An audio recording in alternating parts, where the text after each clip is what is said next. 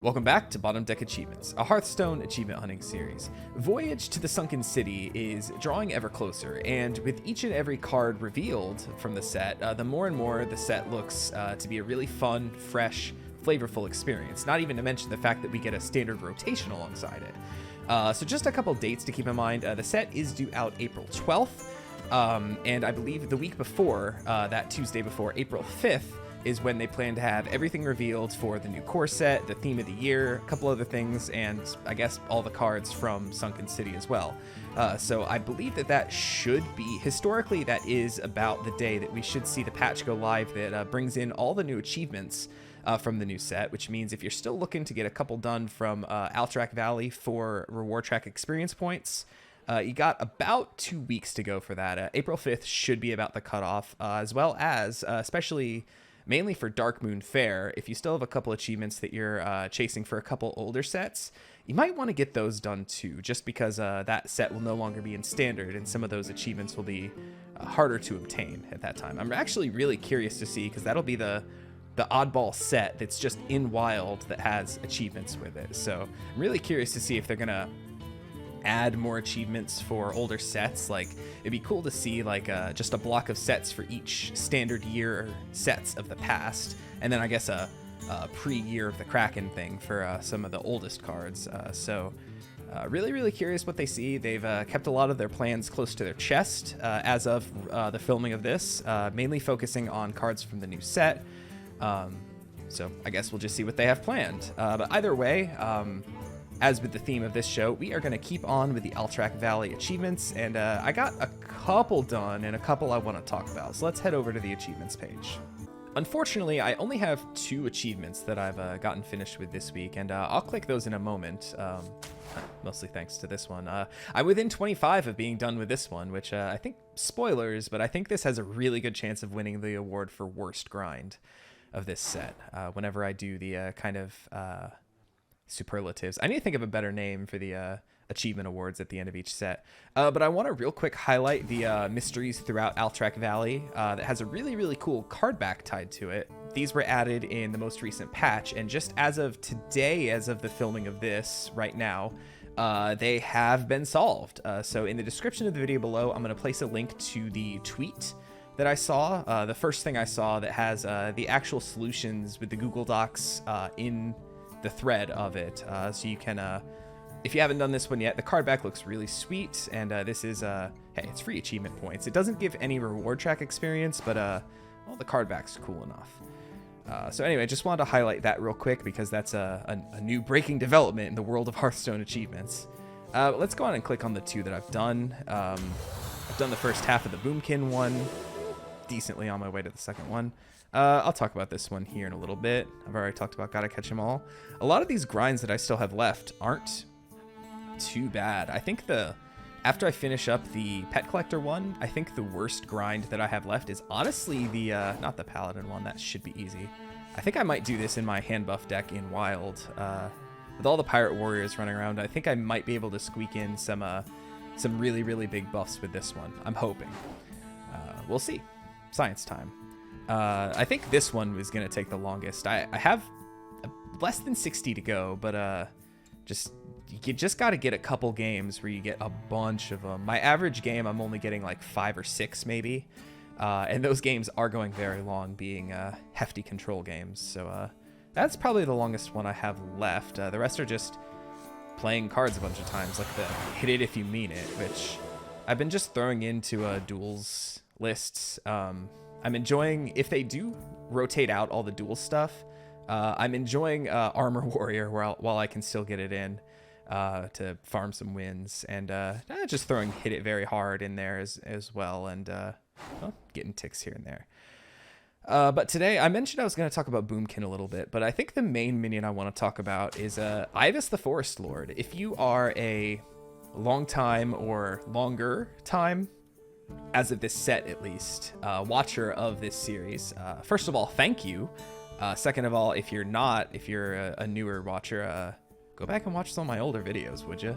They're decent. But at the very start of this set, I was offered Ivus the Forest Lord in a duels bucket. So I picked it, and unfortunately couldn't get around to playing one big enough by the time my run ended.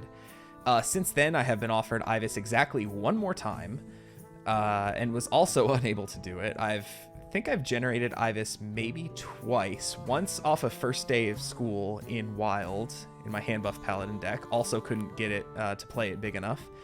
And I think once in a Rogue Duels run with the add a random 1-cost minion to your hand.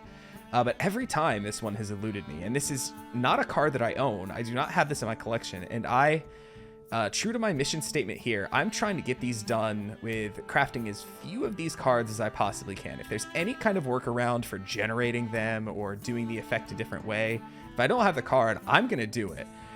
So I have scoured all of Hearthstone to figure out what I think are the best ways, and I'm going to talk about all of them, even the kind of bad ones, and we're gonna try to get this today, but spoiler alert, we're gonna be doing it in a Druid deck alongside Boomkin to hopefully get a couple more ticks of this one. We probably won't finish this one today. At least I'm hoping that we won't finish this one before we finally find and play a big Ivis, but well, we'll see. Let's talk about the ways we can generate Ivis real quick. I think I'm going to start this with the worst chance you have to do it repeatedly, and then work my way up to what I think is the highest % chance you have, which, as I mentioned before, the worst one to do this with is doing a Rogue Duels run with the add a random 1-cost minion to your hand hero power. Now, this is really, really bad because I think Duels pulls from the entire Wild pool. And if you go to, let alone all the rogue minions, the good thing about this one is I don't think it can generate minions from other classes, only rogue or neutral. But the bad news is if you go over to the neutral set, there are a lot of 1-cost minions. So I think your odds in general are very, very low. The one upside to this one is that you can pretty much do it every turn. The bad news is most of the rogue lists aren't really designed to go late, so even if you do generate Ivis in duels, you might have a really hard time actually getting to play it at 10 mana. And I think earlier in the series I said you need to play it on 9 mana, not realizing that the first mana you spend to play it is burned, meaning it would only proc its effect 8 more times, and you need 9 procs in order to get it to at least 12/12 if you haven't hand buffed it, that is. So yeah, Rogue in duels, not the best, but repeatable and fairly low cost. It just kind of sucks when you you finish a run and then you start another one and you aren't offered Lillian. That's her name, right? Lillian? Yeah, Lillian.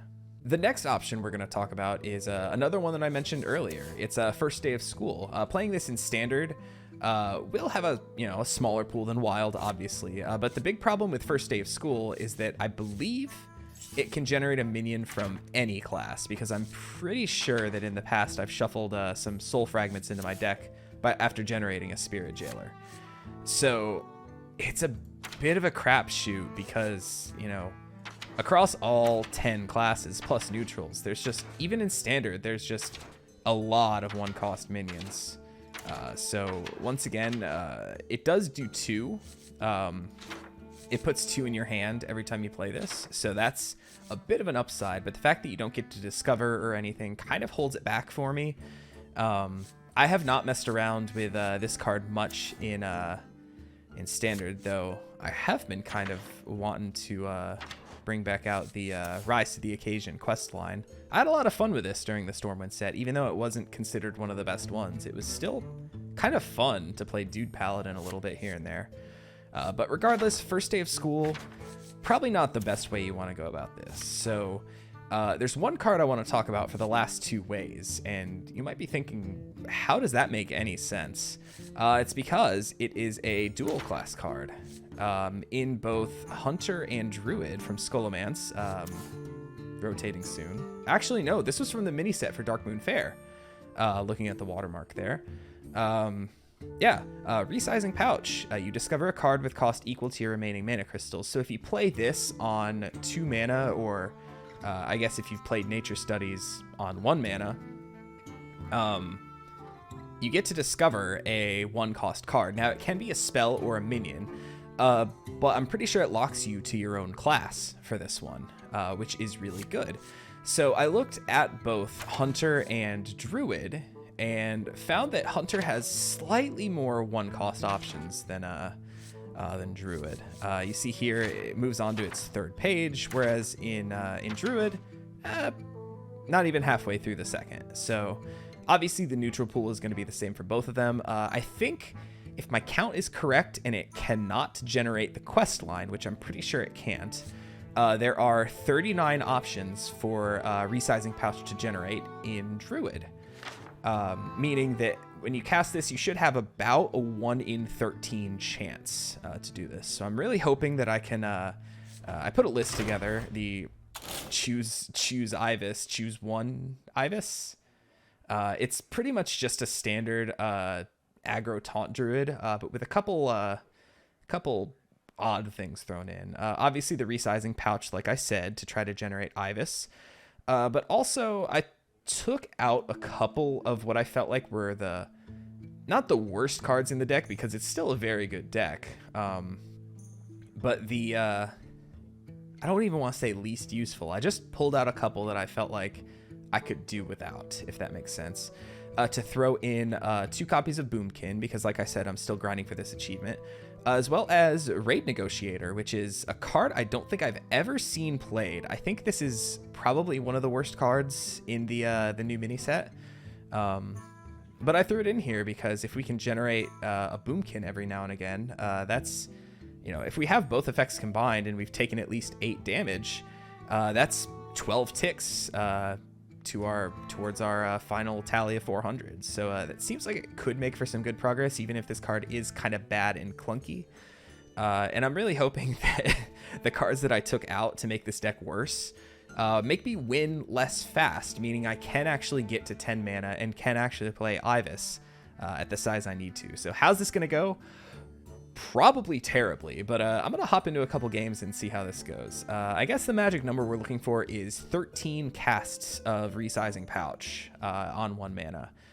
Obviously, the farther and farther you go into a game, the harder it's going to be to get your mana lined up perfectly, but I'm hoping that with the kind of low-cost nature of this deck that I can hopefully finagle it a little bit to get to my liking. So let's see how it goes. Well, there's a Resizing Pouch. All right, let's get Boomkin going.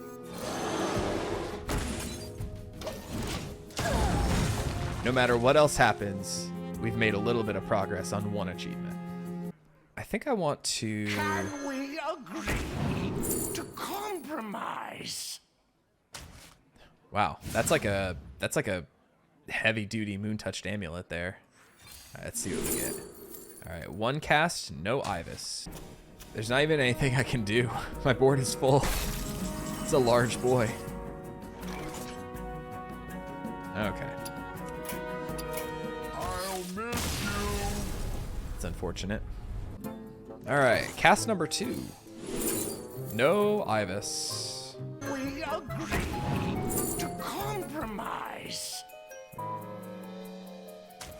I gotta grab the Fair Arborist.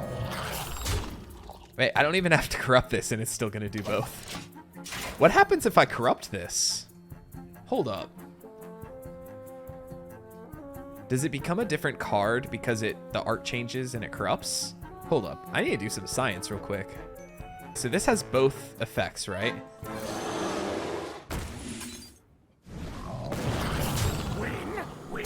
Win!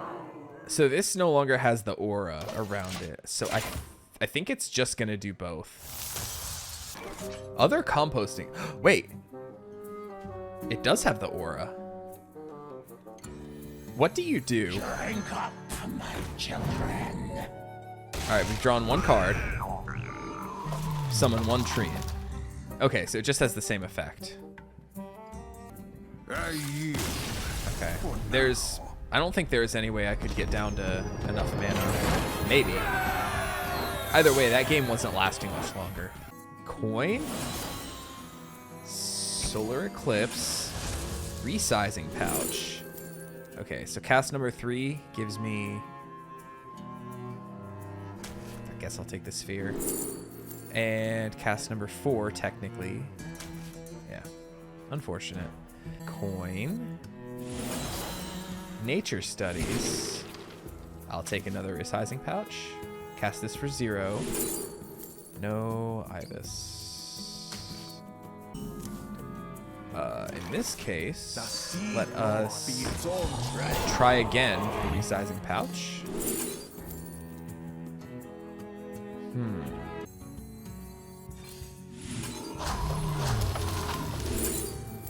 No Ivus. No Ivus. Hey, it's the next day. All right, back to the grind. Ugh. First game of day 2 of recording this. Let's see if we, nope.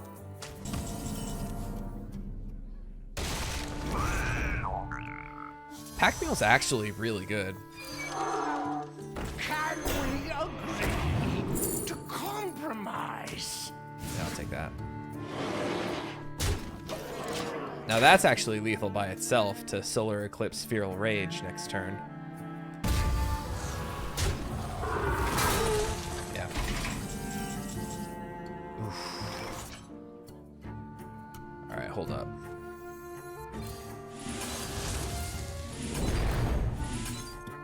I'm gonna be real upset if I get Ivis here. Okay. Hold up now. I have lethal, but...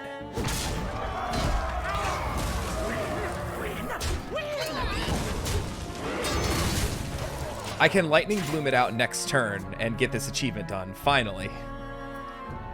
I threw lethal away for this.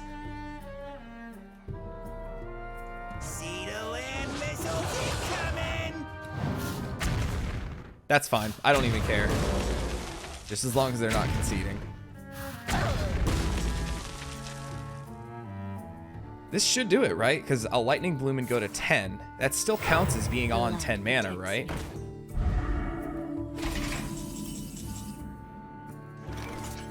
Here we go. Ladies and gentlemen, we got him.